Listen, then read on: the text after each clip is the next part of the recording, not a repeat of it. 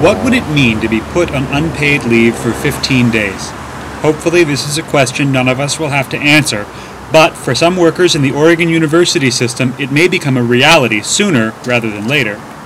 OUS management has proposed a change to Article 51 of our collective bargaining agreement that would allow them to put workers on unpaid leave for up to 15 days at a time, anytime, for any reason. This proposal, which effectively means unlimited furlough days, speaks to the priorities of a university system that invests in new stadiums while asking its lowest paid workers to sacrifice their livelihood. You are about to hear from some workers at the University of Oregon who have the courage to stand up and tell their stories as they consider what it would mean to have less work and less income. These stories will help us understand what's at stake in this fight. If management gets their way, they'll be able to impose as many 15-day blocks of unpaid time off as they want on anyone with no limits. For an idea of what that means, we take you inside Article 51.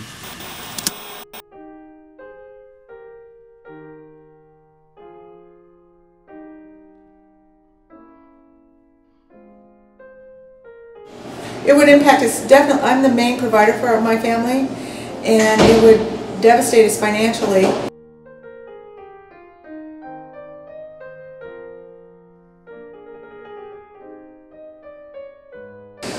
Well, it would mean I would probably have to move, first of all, because I couldn't afford to pay my rent.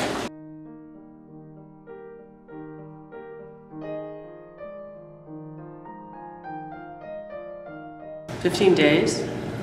It'd be a big hit."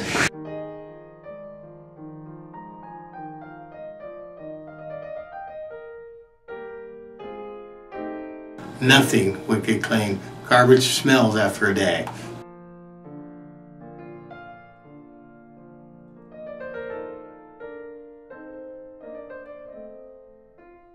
Well, it's a horrendous pay cut. We'd have to figure out a way to pay our rent, our space rent. I live very cheaply. I live in a manufactured home, an old trailer that because of financial stuff, and so it would really put us in a very tight position to keep a house over our heads, of space for our mobile home and stuff. So it's hundreds and hundreds of dollars that they're asking us to sacrifice, and unfairly sacrifice, because other university workers aren't being asked to do the same thing. They're not in bargaining. And the restrooms have to be sanitized every day. Remember, just recently we had this huge outbreak of a flu. A lot of that has to do with people washing their hands regularly and a sanitized environment. So that's a big role of what we do. Wonderful. And I have a lot of email that I answer. A lot of it is from international students. I communicate with people all over the world. And at certain times of the year, it would be extremely critical that I be there so that I can be processing the admissions. Admitting PhD students in particular is part of what fuels the research of our department. What is it going to do to our students? To heck with what it's going to do to us. What is it going to do to these kids not having us here for those 15 days? I mean, for me personally, I'm the mom. They depend on me to be here. So what about them? What kind of service are they going to get without us here for that time? I mean, what's it going to do to them? If students aren't getting the services they need, how can they then be successful in going out into the workplace and contribute to society? Ours is an essential role. It's hurtful to me. The reason it's hurtful is because we have stepped up for them many, many, many times. We have gone without raises. We have gone without step raises because there's financial trouble.